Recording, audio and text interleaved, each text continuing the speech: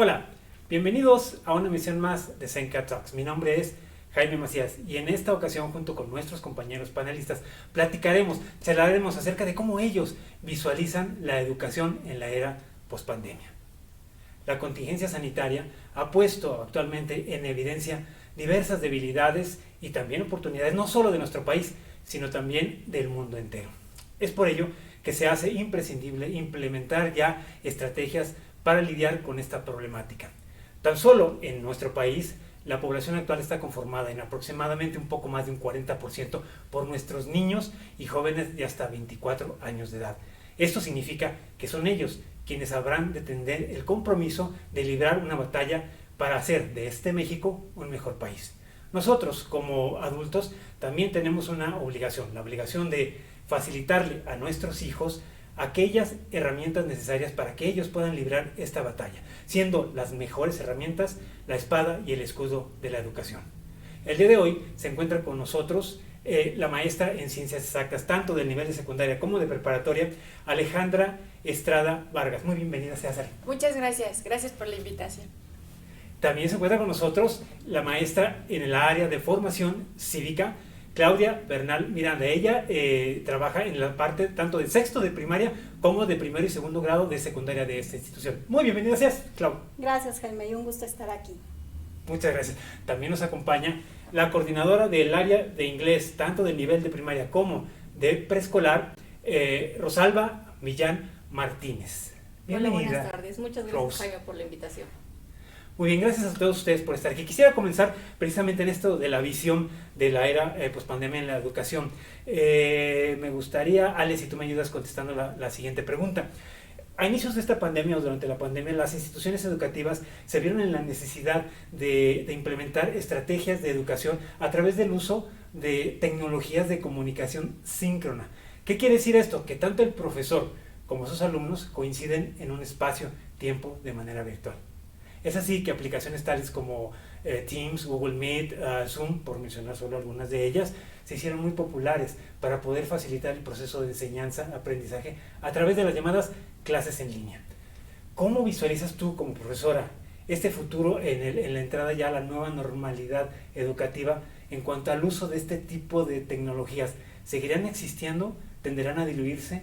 ¿Qué va a pasar con ellos? Yo creo que va a existir durante un tiempo, va a ser largo el tiempo en el que nosotros tengamos que tener un proceso híbrido, que es lo que nosotros ya estamos tratando de implementar en el instituto, y yo creo que va a tardar bastante en el que nosotros podamos tener un grupo con una capacidad o un aforo bastante grande, y vamos a tener que seguir trabajando así, vamos a tener que irnos acostumbrando que hay niños o hay padres de familia que tengan todavía el miedo de poder llevar a sus hijos a la institución, y creo yo que va a ser de suma importancia que sigamos teniendo esa capacidad de adaptarnos tanto como maestros como alumnos para poder seguir en ese contexto, ¿no? En ese contexto híbrido que yo supongo que va a tardar un tiempo prolongado en lo que nosotros como país logramos tener una capacidad de tener erradicada la pandemia, ¿no? Claro. Entonces,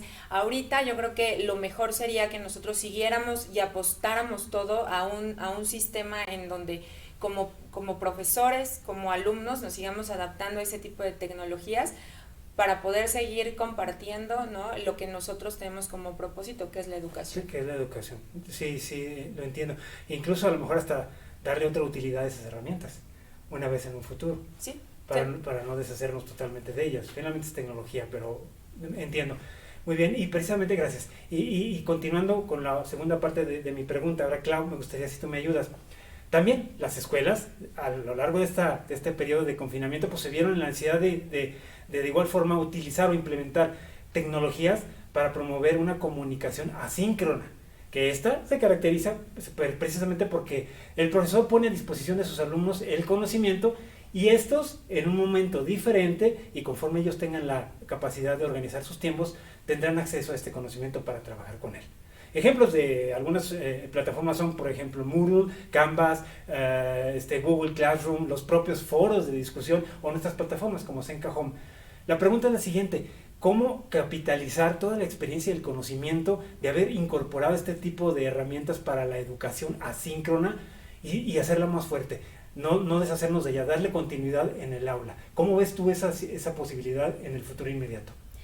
Sí, Jaime, yo veo una posibilidad muy fuerte de seguir utilizándola.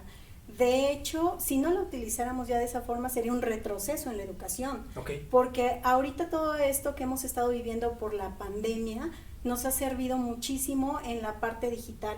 Toda la tecnología que ya empezábamos a conocer tiempo atrás, como que en estos momentos la hemos venido a fortalecer. Uh-huh. Esta parte asíncrona ha sido de mucha importancia en nuestras clases virtuales, porque imagínate, los alumnos teniendo clases virtuales de forma asíncrona nada más, pues la verdad es que no funcionaría del todo. Esta parte asíncrona en la que tú comentas que nosotros tenemos a los alumnos con otro tipo de actividades, utilizando otras aplicaciones, uh-huh, haciendo proyectos, investigaciones por su cuenta, nos ayuda también en esta parte del aula invertida, que okay, es algo muy importante que también estamos manejando, que también empezábamos a manejar aquí en Senca desde antes de pandemia. Una cosa muy importante que yo he visto y que yo creo que nos ha ayudado mucho en esta institución es que nosotros ya veníamos de la mano trabajando con tecnología. uh-huh, Tal vez no la explotábamos como lo tuvimos que hacer ahora, pero eso nos ha ayudado bastante. Entonces sí veo que esta forma asíncrona va a tener que seguir claro, siendo más adelante, post pandemia. Muy bien. De hecho, yo visualicé eso porque tampoco es algo nuevo en la manera de trabajar, pero era como que muy prioritario de las universidades. Me decían, no, es que nada más las universidades manejan así. Bueno, la realidad es de que esta pandemia nos vino a mover el tapete y cambiaron muchos paradigmas, se cayeron y surgieron unos nuevos. Sí, definitivamente. Sí, de hecho, esto que comentas de las universidades, sí, ellos lo trabajan así, pero no es exclusivo de las universidades, puesto que nosotros estamos preparando alumnos con una visión hacia el futuro, a lo que sigue, qué claro, sigue de los niveles que nosotros tenemos aquí, pues del último nivel que es prepa sigue universidad. Entonces nosotros tenemos que sacar a alumnos con una visión más allá. Es por eso que nosotros ya desde antes teníamos toda esta parte de trabajo, que insisto, se ha venido a reforzar con la pandemia. Totalmente de acuerdo. Perdona mi ignorancia, me quedé con una... Hablaste tú de aula invertida, no sé si lo entiendo y si los papás no se entienden. ¿Qué es eso de aula invertida? Aula invertida es una forma de trabajo en la que el alumno no es nada más el espectador, como tiempos atrás, uh-huh, en la que el docente era el que nada más daba la clase, el alumno era espectador, escuchaba y hacía lo que le dijera el maestro. Sí. Aula invertida es que el alumno tiene que ser parte activa del aprendizaje, de este proceso de aprendizaje, en el que él tiene que hacer investigación, análisis, reflexión, sacar un resultado final, un proyecto. Okay. Entonces no es nada más el maestro el que está dando una clase, el alumno se allega del conocimiento también. Sí, definitivamente tiene que cambiar esta parte de la educación. Ahora, gracias. Rose, me gustaría, precisamente, yo sé que tú como coordinadora de área académica y por tu formación de investigadora, pues quisiera como que mezclar un poco las respuestas que Ale y que Clau nos dieron. ¿Tú cómo visualizas ya en el futuro inmediato, es decir, post pandemia, qué cambios fundamentales tiene que tener la educación? Ok, Jaime, bueno, yo coincido con mis compañeras en el sentido de que pues la pandemia vino a trastocar completamente nuestro modelo educativo tradicional y nos ha demostrado lo que la tecnología puede aportar y ofrecer al campo educativo. En ese sentido considero que una clave importantísima para repensar el aprendizaje y la enseñanza es efectivamente migrar o evolucionar hacia un esquema híbrido flexible. No sabemos por cuánto tiempo, pero es necesario. Pero este esquema tiene que estar fundamentado en la parte tecnológica, en la parte del alfabetismo digital, la responsabilidad digital, la ciudadanía digital, en un sentido vinculado y continuo en todos los niveles. Sí, considero que esa va a ser la parte fundamental, coincido con ellas, tienen toda la razón. Aquí en Senca ya teníamos una parte avanzada, ¿por qué? Porque pues bueno, hemos implementado plataformas, tenemos muchos recursos, pero bueno, no me van a dejar mentir que en este último año hemos avanzado en tecnología, lo que no avanzamos en los últimos 10 años. Y bueno, y hay muchos elementos y muchas herramientas que nos pueden servir a nosotros en el sector educativo. Claro. Yo lo había mencionado en otra emisión donde pues a ustedes, profesor, los aventaron a una alberca con agua helada de repente. O sea, ya les habían dicho que iban a nadar, pero estábamos así como que metiendo el piecito, sí me meto. No, mejor no, está medio fría, mejor espero que se caliente. Pues no se calentó, se enfrió y ahí están. Pues efectivamente, Jaime, en ese sentido, sí, o sea, nadie estaba preparado por eso, ninguna institución a nivel mundial, nadie estaba preparado para eso, pero retomo la idea de Claudia, que sí, efectivamente, o sea, todos los modelos de educación superior, hay muchos modelos en línea, entonces lo único que nosotros hicimos aquí en la educación básica, aquí en Senca, fue a llegarnos de esos recursos de la educación superior y empezar ya a adaptar nuestros contenidos. De ahí que pues el aprendizaje adaptativo sea la creación de módulos en línea, tanto mixtos como lineales. Ok, perdóname la pregunta, pero pues es que tú dices esas palabras. O a lo mejor para ustedes es obvio, para mí no. Aprendizaje adaptativo sí lo he escuchado mucho y no estoy seguro de entender lo que es eso. Pues es la cuestión en la que nosotros vamos a ir modelando todos nuestros contenidos en línea, ¿sí? Ok. O sea, nos vamos adaptando a lo que estamos viviendo en este momento. O sea, no todos los contenidos van a ser homólogos para todos, estandarizados para todos. El programa deja de tener esa estandarización para cubrir las necesidades diversas de los alumnos en cuestión de aprendizaje, ¿es así? Sí, de hecho por eso hablamos de flexibilidad y adaptabilidad de los contenidos. Ok, muy bien. Bueno, nuestra siguiente pregunta, esta quisiera preguntársela a ustedes, ¿no? Primero a Diale y luego a ti, Clau. La UNESCO, a través de su Agenda 2030, ha sugerido que prácticamente todas las asignaturas deberían incorporar dinámicas de aprendizaje a través de la solución de problemas reales y de coyuntura. Es decir, dejar aquellos problemas ficticios o imaginarios para llegar a plantear soluciones reales, pero dentro de la asignatura. Entonces, esto nos lleva a lo siguiente. ¿Cómo visualiza, primero te preguntaría a ti, Ale, cómo visualizas tu materia con tus alumnos? Porque ahora ellos conocen los problemas de mucho más cerca, no nomás los de ellos en su casa, en su contexto familiar, sino los del mundo. La pandemia te los acercó, te los metió todos en tu casa, entonces están más sensibles.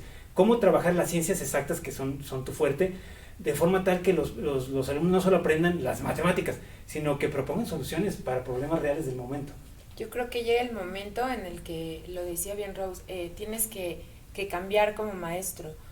No sé, para mí era como más fácil, ¿no? El estar en un salón de clases, el pararme y explicarte una integral, una derivada o algún tema, pero en el momento en el que te presentas ante una cámara y no tienes pizarrón y tienes una pizarra y tienes que buscar, tanto en el área de física como en el área de matemáticas, que son en las que estoy, buscarles simuladores, buscarles estrategias para que ellos comprendan.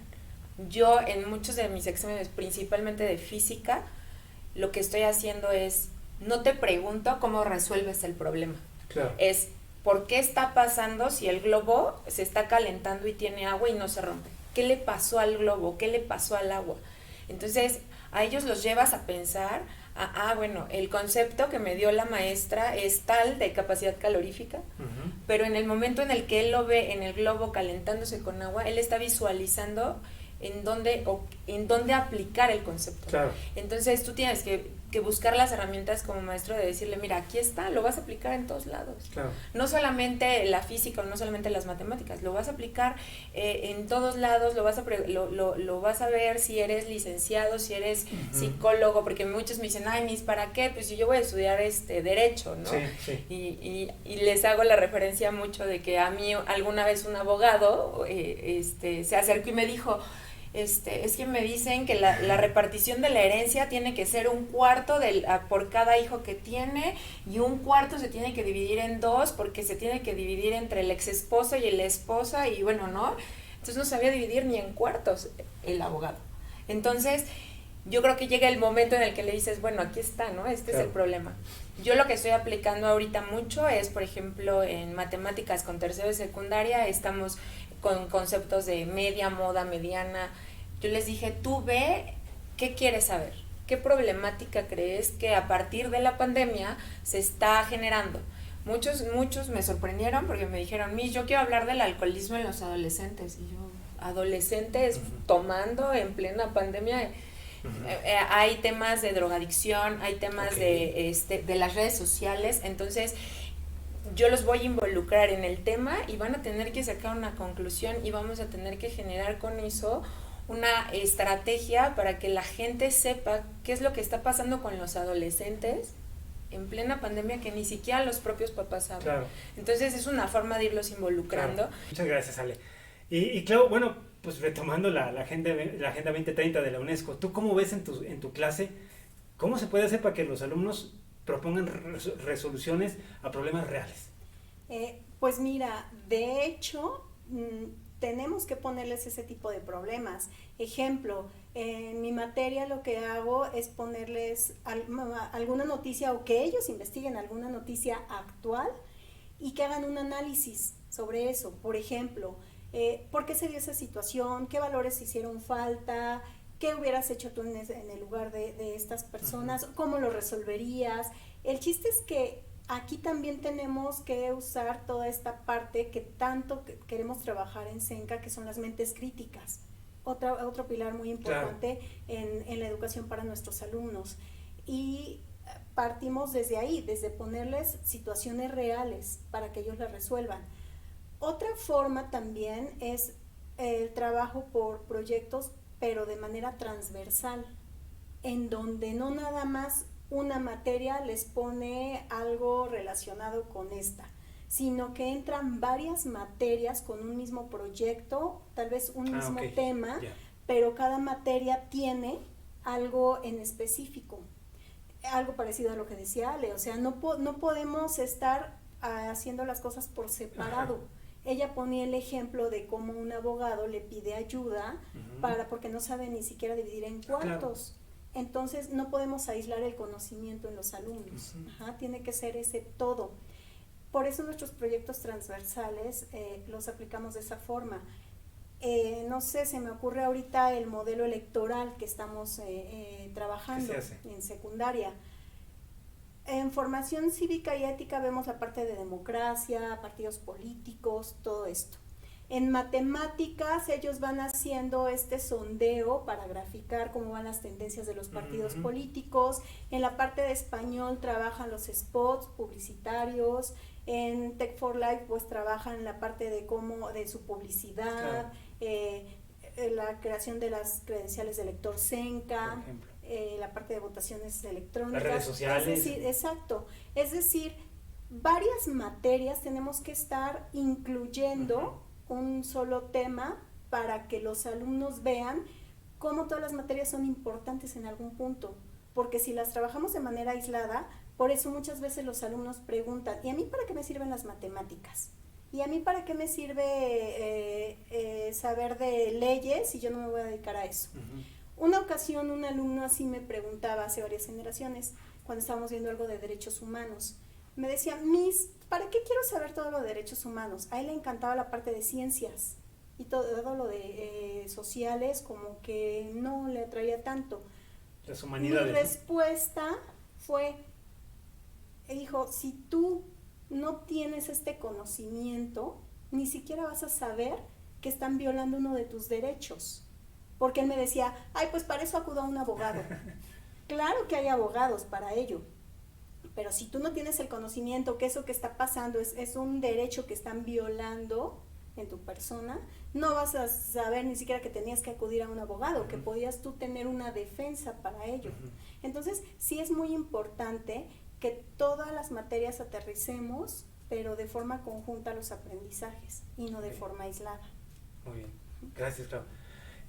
Rose, pues ya escuchamos, ¿no? A las maestras. Desde tu punto de vista, yo he escuchado recientemente algo del paradigma educativo, pero bueno, ya empezaste a hablar hace rato de los cambios fundamentales de la educación, no sé si es lo mismo. ¿A qué se refieren con que se necesitan hacer cambios fundamentales en el paradigma de la educación?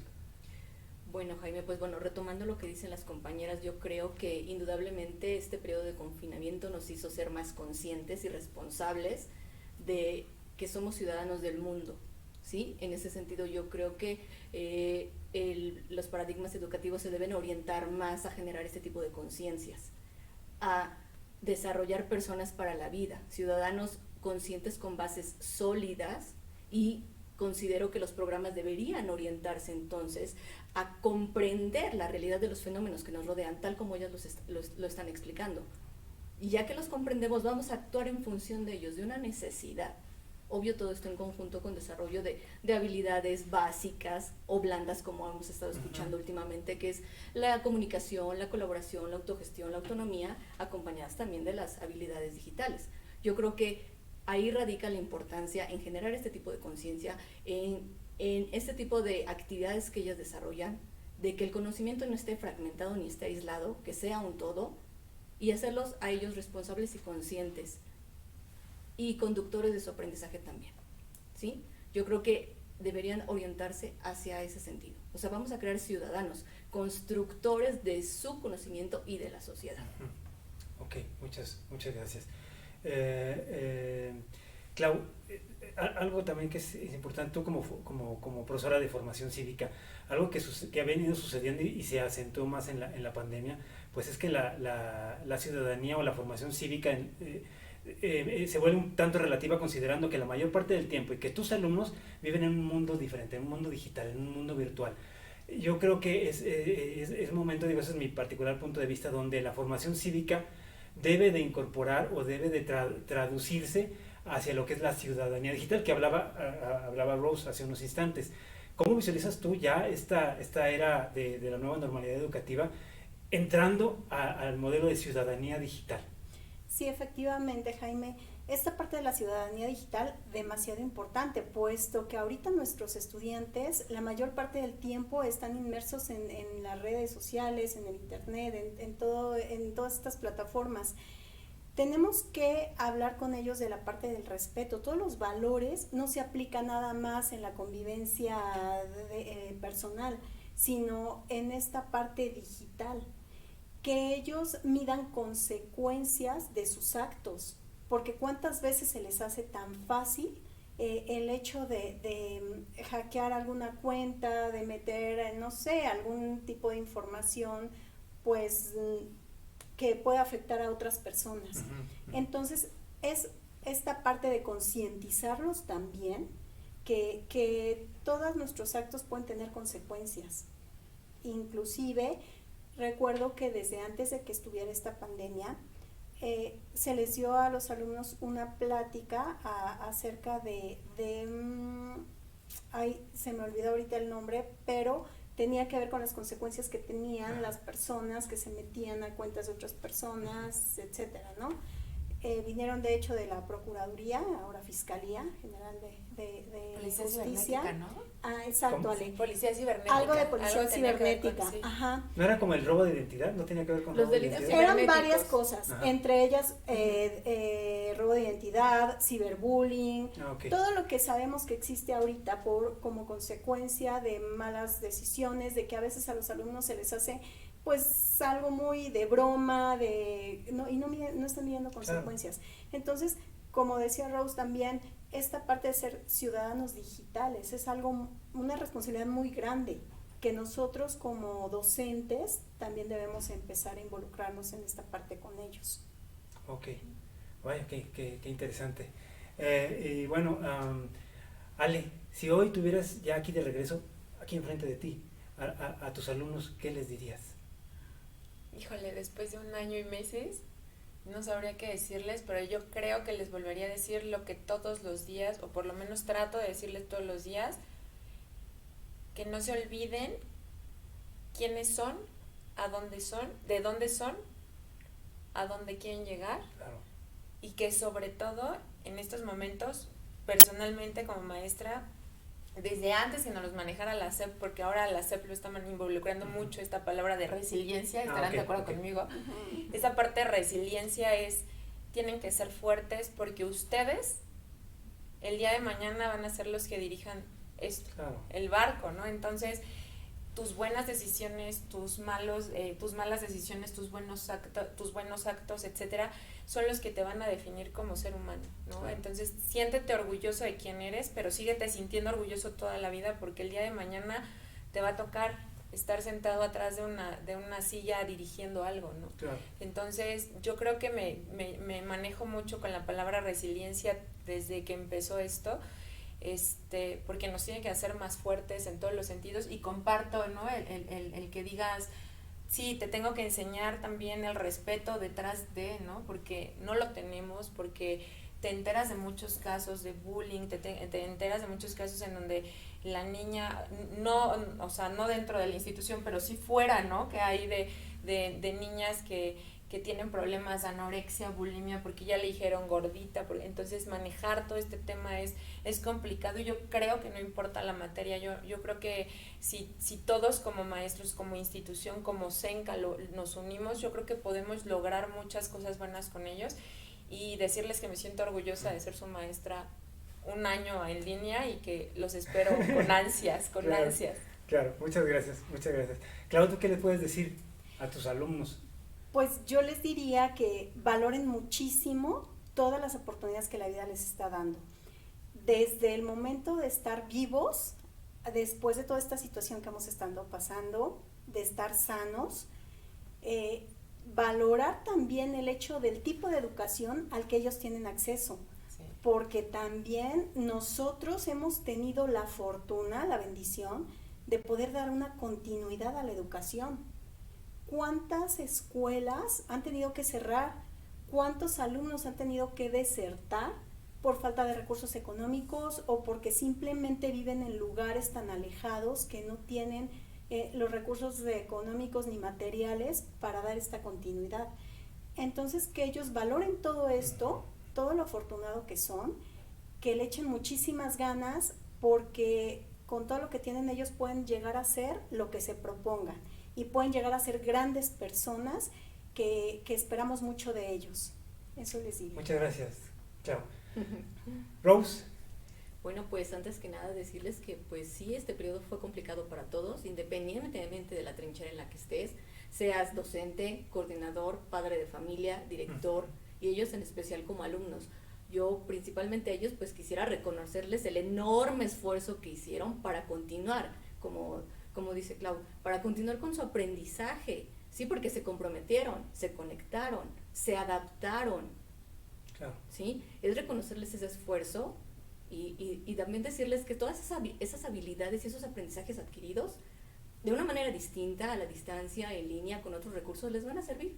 ¿Por qué? Porque ya estamos ansiosos de que regresen, el SENCA los está esperando, y que ahora nos toca migrar de esa aula digital a la presencial. Y aquí vamos a estar. ¿Sí? Ahora el proceso creo que va a ser al contrario. ¿Por qué? Porque lo hicimos de lo presencial a lo digital. Claro. ¿Sí? Ahora nos toca hacerlo a la inversa, a regresar. Y bueno, decirles que pues los esperamos con ansia en el SENCA a su casa. Y que, perdón que te interrumpa, pero al final qué padre que podamos decir vamos a regresar, pero yo creo que vamos a regresar con mucho más fuerza como maestros, no sé si lo piensan así, porque al final, pues sí, te parabas, dabas tu clase, pero ahora sabes que tienes una infinidad de posibilidades de poderles decir, mira, así se aplica, así se usa, métete aquí y puedes ver cómo los estados de la materia, cómo se mueve. Ya no solamente saber que el sólido es tal, ¿no? O sea, las moléculas están súper pegaditas, ¿no? Que ya lo pueden ver ellos por aplicaciones y que nosotros no tan fácil podemos decir, ay, bueno, ya regresaron a presencial, pues vamos a regresar todo a lo que teníamos hace un año, ¿no? O sea, no, yo creo que tenemos que seguir evolucionando en ese sentido de seguir trabajando, de seguir reforzando, de seguir utilizando las herramientas que tenemos para poder decir, el aprendizaje que te estamos dando no solamente es de 2 más 2 o el derecho humano o en la parte inglés, ¿no? Sino que realmente vivan eso, claro, que lo vivan todos los días. Sí, efectivamente, es que apliquen todas esas habilidades. O sea, sabemos que como docentes tuvieron que integrar en 1000 cantidad de recursos, en 1000 cantidad de aplicaciones que a ellos les van a servir. ¿Por qué? Porque a ti te sirve para reforzar la parte del conocimiento, del aprendizaje, y ellos se dan cuenta que realmente lo que están aprendiendo les sirve para la vida. O sea, así de fácil. Sí. Estoy usando mi celular, no nada más para jugar, me sirve también para seguir aprendiendo, para contribuir a mi aprendizaje. Esa es la idea. Fíjate, y también esas ganas que tenemos ya de regresar en esta parte presencial, porque pues nunca va a ser lo mismo esa parte de estar conviviendo con los alumnos. Yo creo a través de unas pantallitas. Sí, claro, y yo creo que esa parte de ser docentes es esa emoción, esa motivación que te inyectan también los alumnos al tenerlos ese día a día, ¿no? Esa convivencia con ellos, que sabes que sus actitudes contigo, bueno, hay de todo, ¿no? Desde los que te ven y se emocionan y están felices porque ya vino la Miss, igual y también el que ya llegó la Miss, pero todo eso, todo ese abanico de posibilidades que hay con los alumnos de forma presencial, es algo que a nosotros como docentes, nos inyecta tanto, nos motiva tanto, que yo creo que sí, la mayoría anhelamos ya esta parte presencial. Y sí, como decían, o sea, en esta parte de la educación post pandemia, pues no podemos volver atrás. Claro, y como decía Ale, venimos como que más fortalecidos con muchas cosas. Sí, claro. Tenemos así, no sé si les pasa, pero ya tenemos así como que ideas, y cuando regrese les voy a poner esto, porque ahora ya sé esto y ahora ya lo sé aplicar de esta forma. Entonces, sí es también una emoción el saber que tenemos esa posibilidad de regresar otra vez a las aulas. Qué bueno, y ojalá que sea pronto. Pues quiero agradecerles a todos ustedes que hayan estado con nosotros en esta emisión de Zenka Talks. Rose, muchísimas gracias por estar el día de hoy aquí con nosotros. Igualmente, Clau, muchas gracias por dominar esos nervios y estar aquí. Lo mismo, Ale, te digo, gracias por estar el día de hoy aquí con nosotros en esta emisión de Zenka Talks. Muchas gracias. Pues bien, papás, nuestros panelistas compartieron el día de hoy su visión de cómo puede o va a ser esta educación post-pandemia. Nosotros como escuela obviamente tenemos que comenzar ya a abrir camino precisamente para estar preparados para recibir a sus hijos, de forma tal que estos sea quienes le den vida nuevamente a esas canchas, a esos pasillos, a esas escaleras, a esas aulas que les vieron partir hace ya más de un año. Agradezco mucho que hayan estado en esta sesión con nosotros en Zenka Talks. Esperamos verlos en una próxima emisión. Hasta entonces, hasta luego.